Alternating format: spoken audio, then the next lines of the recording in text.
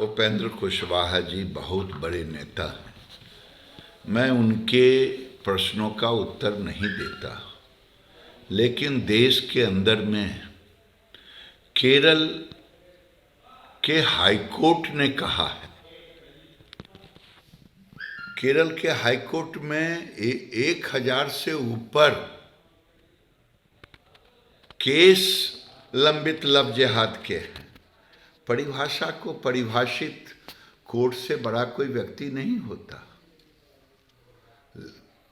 Love जिहाद एक सोची समझी रणनीति के तहत है और केरल हाईकोर्ट ने भी इस पर बोला है। केरल का एक पादरी ने केस किया और देश के अंदर एक श्रद्धा की मौत नहीं हुई है, लाखों श्रद्धा की शहादत हो रही है। ये एक सोची समझी रणनीति के तहत गजवाए हिंद का ये पाठ है लव जिहाद। जिनको वोट की राजनीति करनी है वो वोट की राजनीति करें, उनको मुबारक। हमें देश की राजनीति करनी है, देश के सब वर्गों की चिंता है। अगर देश के अंदर में बहुसंख्यकों के साथ ही अत्याचार होते रहा तो देश का सामाजिक समरसता और लोकतंत्र भी खतरे में रहेगा। नीतीश जी ने भी कहा है कि मीडिया पर अब केंद्र सरकार की पकड़ हो गई है, बिहार की न्यूज़ ही छपती नहीं है। मीडिया पर तो बिहार सरकार का इतना पकड़ है, हत्याएं पर हत्या हो रही है, लेकिन सेंसर होकर के ये समाचार लोगों के बीच जा रहा है। बिहार सरकार इस बात का जवाब दे कि बिहार में आज हत्याएं का तांडव नृत्य हो रहा है। बेगूसराय जीता जागता उदाहरण है। केवल बेगूसराय नहीं, इस राज्य का कोई ऐसा जिला नहीं है। और मुख्यमंत्री जी नालंदा में और गया में गंगा जल पहुंचाए, मैं इसका सम्मान करता हूं, बहुत अच्छी बात है, लेकिन इससे प्रायश्चित नहीं होगा। जितना बड़ा पाप आपने किया है घर घर दारू पहुंचा करके, इतना बड़ा पाप का प्रायश्चित इससे नहीं होगा। आपने घर घर को बर्बाद किया, जेलों में बंद किया, दारू बंद नहीं हो पा रहा है, अपराध बढ़ रहा है, चोली दामन का संबंध हो रहा है, और आप कह रहे हैं अपने जिद पर अड़े। तो क्या लग रहा है कि सर बेगूसराय में भी डीएम के साथ आज मैं फिर इसका समीक्षा लूंगा कि क्या हुआ। सर्विस लेन एनएच को 4 लेन बनाया गया, एक तरफ टैंक लोड़ी जाम, तो उसके लिए मैंने टैंक लोड़ी एसोसिएशन के अध्यक्ष, सभी तेल कंपनी के अधिकारी और डीएम एसपी के साथ मीटिंग किया। वहीं दूसरे तरफ सर्विस लेन में पपरौर में जो देवना के पास में है, वहाँ कब्रिस्तान रोड पर बना हुआ है, सरकारी जमीन है।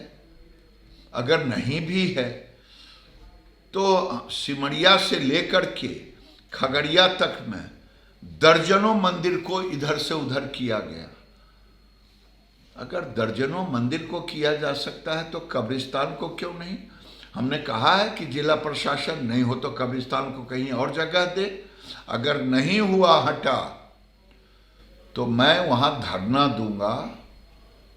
ये तो मेरा संवैधानिक अधिकार है, क्योंकि एनएच के बनने का कोई औचित्य नहीं होगा अगर सर्विस लेन ही नहीं चले और केवल एक जिद पर कि हम नहीं हटाएंगे, अब मंदिर को शिफ्ट कर दिए, ये कहां से चलेगा?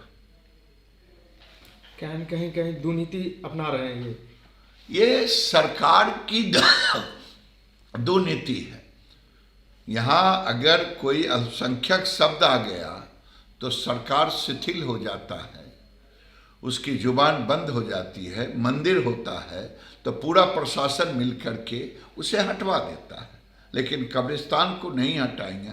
हटाना पड़ेगा, चाहे जो कुछ भी हो, इसकी लड़ाई लड़े। क्या मदरसा विद्यालय का भी सर्वे होना चाहिए? बेगूसराय में भी इस तरह का विद्यालय? वो तो राज्य की सरकार इस काम को करेगी। राज्य की सरकार, मदरसा का सर्वे एक अलग मुद्दा है कि उनको ज्ञान और विज्ञान इसी धरती के लाल दिनकर ने विज्ञान और ज्ञान की बात कहा था। तो ज्ञान और विज्ञान मदरसा में दोनों साथ मिले, इसके लिए सर्वे होना बिहार में भी जरूरी है। इतना बड़ा पाप का प्रायश्चित इससे नहीं होगा। आपने घर घर को बर्बाद किया, जेलों में बंद किया, दारू बंद नहीं हो पा रहा है, अपराध बढ़ रहा है, चोली दामन का संबंध हो रहा है, और आप कह रहे हैं अपने जिद पर अड़े। तो क्या लग रहा है कि सर बेगूसराय में भी सर जैसे आप बेगूसराय का स्थानीय सांसद हैं, यहाँ पे पिछले दिन कई आपराधिक घटनाएं, व्यवसायी की हत्या हुई है, शिक्षक के साथ मारपीट हुई है, व्यवसायी घर में चोरी हुई है और पुलिस हाथ पर हाथ धरे हुए, एक भी मामले मैं यही कह रहा हूं, आज जनता बेबस हो गई है, अपराधी बेखौफ हो गए हैं। बेगूसराय के व्यवसायी कहने लगे हैं कि अब मैं फिर से 90 की तरह हम बेगूसराय छोड़ कर चले जाएंगे। ये अगर अपराधियों पर अंकुश नहीं डाला गया, और जिसका मौत, अब जैसे देखिए बेगूसराय में उस बेचारा गार्ड का बेमौत हो गया पिछले बार जो हत्या हुई लूट में, और उसको सरकार को एक कंपनसेशन फिक्स करना चाहिए, जिसका मौत सरकार की वजह से हो, सरकार के लॉ एंड ऑर्डर की वजह से हो, उसको एक कंपनसेशन देना चाहिए। वो गरीब वो गार्ड का काम कर रहा था, उसकी हत्या हो गई, उसको कंपनसेशन कम से कम 25 लाख रुपया देना चाहिए। एक नीति बने सरकार का कि जो निर्दोष लोगों की हत्या होगी उसको 25 लाख का कंपनसेशन। सर फिर बिहार में नगर निकाय के चुनाव की घोषणा हो गई, आपकी क्या प्रतिक्रिया है उस पर? इसमें तो मैं यही कहूँगा, नीतीश कुमार पिछड़ों का वोट लेने का दावेदारी और लेते हैं, लेकिन पिछड़ों का हकमारी कर रहे हैं।